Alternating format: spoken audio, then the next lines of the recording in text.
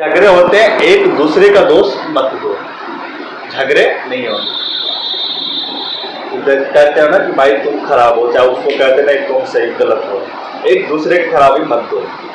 बात क्या खराब है उसको जवाब, उस चीज को फोकस करो। तुम खराब हो चाहे तुम गलत, नहीं, क्या बात खराब है उस पर काम करो कि हाँ ये बात खराब है, हम इस पर कैसे सही करें, फिर झगड़े नहीं। क्योंकि जिस घर में आप झगड़े होंगे ना आप वहां पर भक्ति कर सकते, नहीं आप भक्ति पा सकते, ना उस घर में आप अंश रख सकते, ना आपके बच्चे सही हो सकते, कुछ भी नहीं हो सकता। क्योंकि आप जो आप करोगे वही आपके घर में आपके बच्चे सीखेंगे। मान लो किसी का शादी भी नहीं हुआ, चाहे कोई शादी भी किया फिर उसके बच्चे नहीं हुए, आपके जैसे माइंड डीडी रहेंगे, आप जैसे आपके व्यवहार रहेंगे, आपके माइंड सेट रहेंगे, आपके बच्चे भी वैसे ही होंगे। जैसे किसी के बच्चे अपांग होते हैं, किसी का कुछ होते हैं, तो उनके गर्भ में भी होते हैं, गर्भ में होते बच्चे, उनको डॉक्टर से दवाई वगैरह ज्यादा खाने पड़ते हैं, कहते बच्चे ऐसे हो गए वैसे हो गए, ताकत नहीं।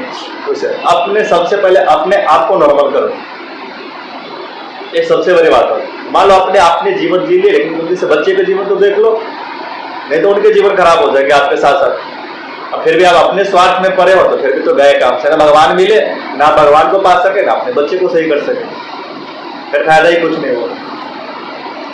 अगर ज्यादा मन भटकते हैं तो क्या करो, महाभारत देख सकते हो, पर पढ़े हुए तो पढ़ सकते हो, नहीं था नहीं खाली पढ़ना है। जैसे मैंने एक पेपर एक जो पढ़े एक किताब एक पत्ते पढ़े तो मैंने उसको हमें समझना है कि इसका मतलब हुआ क्या, ये सबसे बड़ी बात है। आपने नहीं समझे तो फिर गए काम से, फिर कोई फायदा नहीं, फिर कोई फायदा ही नहीं हुआ। तो उस पर भी आप फोकस कर सकते हो, है ना, कि मोबाइल में खाली सीरियल देखो। सबसे ज्यादा झगड़े उसी के लिए होते घर में, क्या इस पर यहाँ पर वो करने, तो वहां पर ये करने, इस पर भी फोकस कर सकते हो। एक दूसरे को दोष मत देना, ये बात कर रहे हैं, एक दूसरे के ऊपर दोष खाली मत दो, आपके झगड़े नहीं होंगे। कौन से बातें खराब है आप उस पर फोकस कर लो बस, और उसको डिसाइड कर लो दोनों आदमी मिलके कि ये बातें खराब है और ये सही है। आप सीधा किसी को बोले तुम खराब हो, तुम ऐसा कर रहे हो, तो सीधा उनको डायरेक्ट बुरा लग जाते हैं, फिर वो आपको दोष देते हैं, तो उसको फोकस मत करो। फिर झगड़े देखना आधे से ज्यादा बहुत कम हो जाएंगे। झगड़े सबके होते हैं, हमारे भी होते हैं, लेकिन ऐसे होने चाहिए कि नॉर्मल हो, ये ध्यान रखें। और ध्यान की बात करोगे तो जब भी ध्यान करते हो तो सारी चीजें छोड़ के आपको ध्यान करने पड़ेंगे। जब मंत्र का जाप करते हो, मंत्र का जाप बोलोगे तो सुबह 4 बजे उठ सकते हो तो करो, ब्रह्म मुहूर्त वही है, सही समय वही है, क्योंकि उस समय सिर्फ कोयल के आवाज आते हैं कान में अच्छे से, और कहीं के कोई आवाज नहीं आते, तो आपको सुबह 4 बजे में ध्यान करने में आसानी होते हैं। अब ऐसे में जैसे कि घर में बाहर कुछ हो रहे हैं, हमें वैसे ध्यान कर रहे हैं, आवाजें आ रहे हैं, हमारे ध्यान कर रहे हैं, मंत्र जाप हो रहे हैं, लेकिन आवाजें वहां से आ रहे हैं, फिर वो मंत्र जाप पूरा नहीं होते, यानी कि 100% से 25% मात्रे होते हैं, 75% नहीं होते आपका सीधे मंत्र, कोई फायदा नहीं होते, सिर्फ 25%। अगर ऐसा है तो फिर आप सामने उसी मंत्र को आवाज लगा लो, सॉन्ग कोई होते वो लगा लो, चाहे कान में लगा लो उसी मंत्र का, आप फिर मंत्र का जाप करो कि बाहरी आवाजें ना जाए।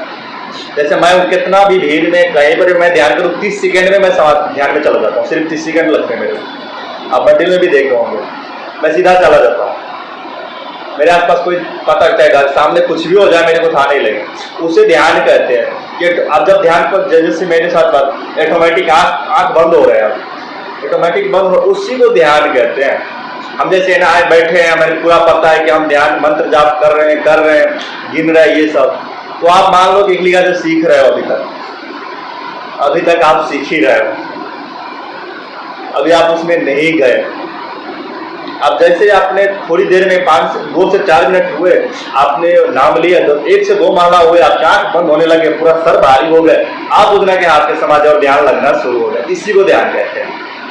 अब मंत्र जाप कर रहे हो, आपको बस चले गए, उठे 1-1.5 घंटे के बाद, तब आपको लगा हाँ, तब उसको ध्यान कहते कि आप उठे, आपको पता भी नहीं लगा, उसी को ध्यान करें। अब चाहते को जल्दी हम उसमें ऊपर चाहे जल्दी हमें दर्शन हो और जल्दी भक्ति में आगे बढ़े, तो सोते हुए तो मंत्र जाप करते हुए सो जाओ, बाहरी की चीजें को चिंतन मत करो। आप टेंशन को क्या क्या लेके और जाके सो जाओ, सोते सोते तो वही चीज आपके सपने में आएंगे, समस्या उसी में आएंगे आपको। भगवान का चिंतन करके चाहे किसी का भी चिंतन करके उस समय से ऐसे सो, आप कहीं पर फोटो लगाते हो, घर में किसका फोटो रखते हो, मोबाइल में किसका रखते हो, कहाँ पर कहाँ रखते हो, ये सबसे बड़ी आपकी पहले नजर किस पर पड़ते हैं, कहाँ पर पड़ते हैं, आप क्या सीखते हो। मान लो हम ऐसे बैठे हैं, सामने जो फोटो पर है पहले उसी के प्रभाव आएंगे ना, उसको देखेंगे तो उनके विचारधारा के हमारे ऊपर प्रभाव आएंगे, ये याद रखें। वो जैसे किए ऐसे, तभी सबके घर में क्या फोटो लगे, हीरो हीरोइन का यही फोटो है ना। मूवी देखना, यही सारी चीजें रखे तो हमारे विचार भी तो वही आएंगे, उसके सिवा और क्या आएंगे। और उनके दासा क्या देख रहे हो, देख लो उनके दासा भी क्या हो रहे हैं, उनके भी कभी हार्ट अटैक आते हैं, कभी क्या होते हैं, उनके पास तो सब कुछ है ना। तो ये सब चीजें अपने कमती से अपने जी लिए, अपने बच्चे को भी कमती से सही कर लो, ये सबसे ज्यादा जरूरी। और एक भागवत गीता और एक रामायण किताब तो देनी ही चाहिए, और हनुमान चालीसा। ये भूत प्रेत के बाद कोई बड़ी बात नहीं, बहुत आसान है हटना, कोई बहुत बड़ी बात नहीं है। मैं मानता हूँ भूत प्रेत की जो समस्या है, भूत प्रेत, ये बहुत आसान तरीका है। कई सारे लोग क्या क्या करते हैं प्रेत बाधों के लिए, क्या क्या करते नहीं करते। आप लोग भी मेरे पास पिक्चर भेज के मैं तो कुछ नहीं करता, खाली कहते हैं कोई बात नहीं, ठीक हो जाएगी, बस उसके लिए मैं कुछ नहीं करता। तो क्या करते हो, ध्यान जो ऊर्जा होती तपस्या करता हो वो करते हैं, बाकी ऐसा आप कुछ नहीं करते, वो सारी चीजें करते हैं नॉर्मल। अब आप 10 मिनट ध्यान करो तो फिर कोई प्रेत बाधा आएगी ही नहीं, वो प्रेत बाधा के लिए हुए आप 10 मिनट ध्यान किए तो। लेकिन आपको तपस्या करने हैं तो फिर तो लगभग ना बेसी तो फिर भी 1 घंटे समय तो देनी चाहिए, अगर चाहते तो जल्दी प्राप्त होते। कहते हो आसन, आसन आपके जमीन के आसन सबसे अच्छे है। ऐसा नहीं कि हम ये कपड़े बिछा के वो कपड़े, मान लो आज आपने वो कपड़े बिछा लिए, वो कपड़े गंदे हो गए, आपने धो दिया, आज आप कहाँ पर ध्यान करें। और आपने जब जमीन के आसन सिद्ध किए तो आप कहीं पर भी तपस्या करोगे वो आसन आपके साथ जाएंगे, ये बात याद रखना।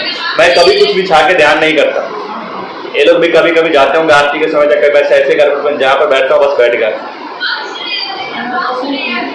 आप जमीन का आसन का सिद्ध करो, जमीन का आसन का सिद्ध करो, ये सबसे बड़ी बात है। जैसे सब जाते हैं जंगलों में तपस्या, उनके कौन आसन होते हैं, कहाँ पर ध्यान करते हैं, तो एकांत में जाते ही कहीं समय आवाजें ना आए। अब देखना बहुत आसान है ध्यान लगना, बहुत आसान तरीका। जैसे मैं सभी आप लोगों को ज्ञान दे रहा हूँ, मेरा पूरा भारी हो गया, 1 मिनट में ऐसा करूंगा मैं चला जाऊँ ध्यान में, 1 मिनट लगे 30 सेकंड के भीतर में चला जाऊँ। इससे कहते हैं मंत्र जाप भक्ति। आप किसी भी मंडली में बैठते हो, आपके रोंगटे खड़े हो जाते हैं, ला धरने से बुझना कि हाँ ये मेरे पास भक्ति प्राप्त हो रहा है। किसी भगवान की आपकी किसी आप ऊर्जा रहेगी, तो ऐसे भगवान की तस्वीर को देखोगे तो आपके उसके तस्वीर के देखने नाम लेने से आपके पूरा शरीर के रोंगटे खड़े होने लग जाएंगे पूरे, उसी को भक्ति कहते हैं। फिर सोचना कि हाँ मैं भक्ति प्राप्त हो रहा है, देखने से रोंगटे खड़े होने लग जाएंगे, हाँ उसे कहते हैं। अब बोलो गुरु जी बाई मिस्टेक हो जाते हैं रोंगटे खड़े, बाई मिस्टेक में आपको डेली खड़े हो जाए, हर एक आधे 1 घंटे के बाद आप देखोगे नाम लोगे तो आपके रोंगटे खड़े हो जाए, उसी को कहते हैं भक्ति प्राप्त, क्योंकि फिर आपके शरीर में ऊर्जा तब्दीली हो जाती है।